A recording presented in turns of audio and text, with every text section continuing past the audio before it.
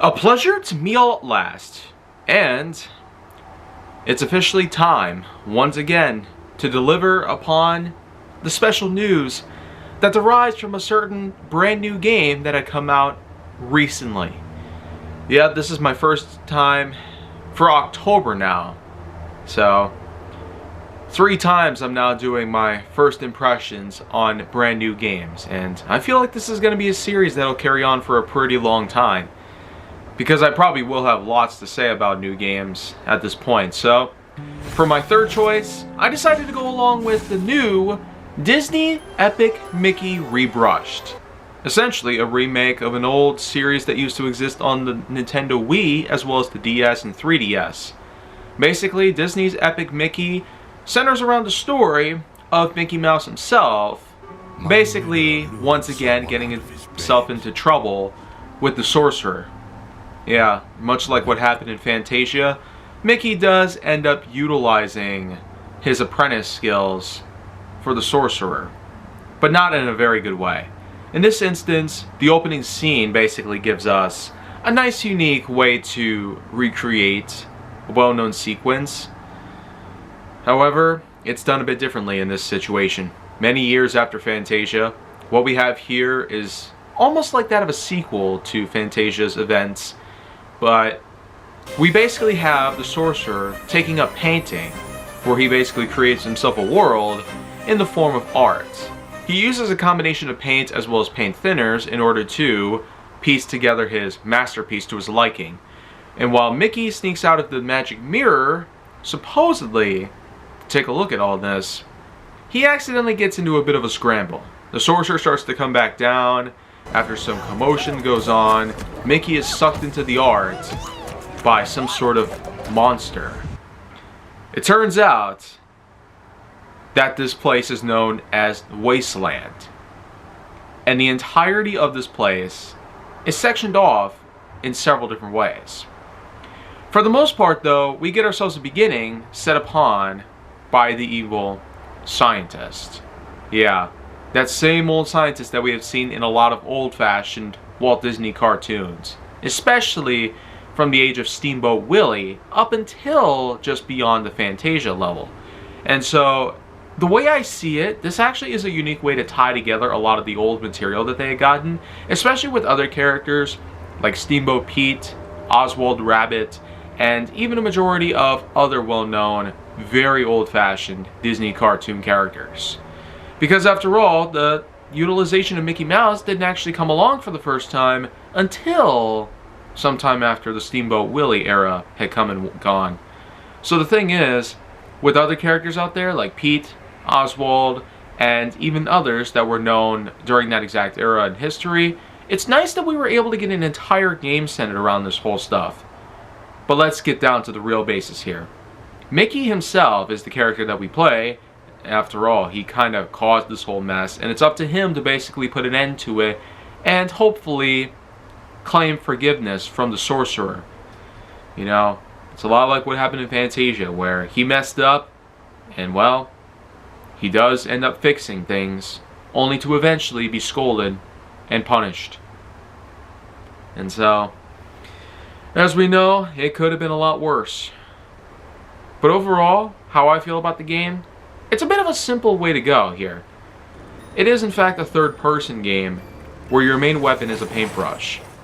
You utilize the likes of both paint, which is represented by a blue color, and a gauge that's on the bottom right corner, and on the bottom left corner is where you have thinner, which is colored in green. So, color coding aside though, the functionality is quite simple. There's a lot of parts in the game where you have to utilize the paint and thinner, not only to find certain items, but to also open up different pathways.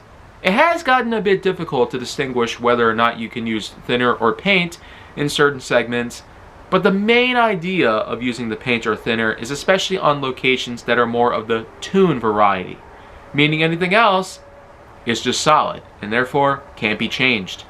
There's lots of things that you can do in order to change the landscape with the thinner and paint in many different ways. So, you could probably mess about for a pretty long time.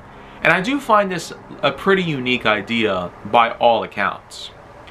But how the game basically goes is It's mostly third person, where you shoot paint and thinner at enemies, using a spin move, doing some crazy jump skills, and eventually you jump into projectors, where you basically recap certain cartoons.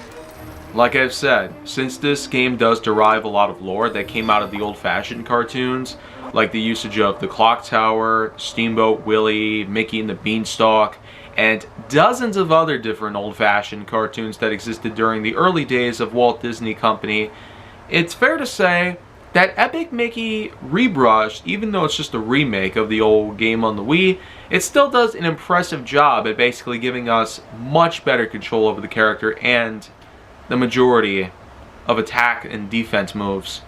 Unlike that with the Nintendo Wii, where it was a bit difficult to handle the Wiimote in many different ways on these kind of games, you could try and use the nunchuck adapter as a means of adding a little joystick movement to the whole thing. But at some time, it just is something you can't really get around to. Because let's just face it, we'd much rather have a controller that has all the essential pieces. The buttons, D-pads, joysticks, etc. And the fact that we do have a variation of this exact game that we can use for our current consoles, especially given the right kind of controllers, we can actually get through this kind of game quite smoothly. However, I was in fact able to play for about 3 hours worth of the game, getting through a majority of the wasteland, and even defeating the first boss, which is basically the giant clock tower guy. And I was able to use Thinner as a means of destroying his arms and granting myself the passage. Essentially, the town, as it's known as, this basically is a place which does allow Mickey to meet up with various other characters, including Horace, the detective. Even Pete himself makes an appearance. And the thing is that with other characters that have come around during the early ages of the cartoon, you do get to meet a good majority of faces there, even talk to them in certain ways. And they do leave some side quests in there. However, this town, from what I currently understand, mainly serves as a backdrop, a main hub, if you will, because there are in fact 4 different lands that you can visit with their own projectors that you can enter. However, they're only shown as exits.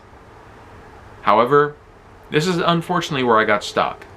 And I didn't really want to go through the effort of looking up a walkthrough video just to find out what was going to happen, because some people would much rather have a good surprise instead of possibly exposing themselves to a certain moment that might rob them of a certain gift. So, by any means, this is where I'm officially going to be calling off this part of my review. But what I can at least assess is the fact that there are a few unique merits to this game: the usage of paint and thinner as a weapon, the unique jumping, the unique exploration tactics, as well as the unique creativity, and also the nostalgic value, meaning that with a lot of different cartoons that Disney had throughout the 1920s up until the mid-1940s, when it was morally all about movies, animated or live action, it was basically pretty much in that moment where Disney started to solely use live action, especially with big successes that would come around in later years, like Mary Poppins and Singing in the Rain, and even with their acquiring of MGM, which allowed for them to take over the likes of The Wizard of Oz, for instance. And that's how we currently associate it. Wizard of Oz is a Disney property now. Even though for the fact that we are actually going to, believe it or not, get a prequel known as Wicked. So, that itself is going to be an entirely different story, however. So, don't expect me to give it all the love you might want it to be. Overall though, Disney Epic Mickey Rebrushed might as well just be what it is. A remake of an old game. But I feel like it's a bit more than that. Because after all, the idea of using a paintbrush as a weapon to fire thinner and paint at your enemies, the idea of utilizing a better controller for better control over the character and the attack and defense moves, as well as through dialogue and cutscene skipping and whatnot, the fact that you have yourself a multitude of different things to work with here, and also the unique puzzle solving and challenges that lie ahead, are certainly a subliminal combination that I certainly will not look down upon.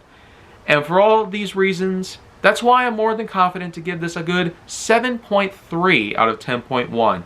While it's certainly no masterpiece material, despite it being even better than the original in many different ways, I can't exactly bring myself up to consider this worthy of probably even top 10 best of 2024, because there have certainly been lots of other great examples we've had throughout this whole year.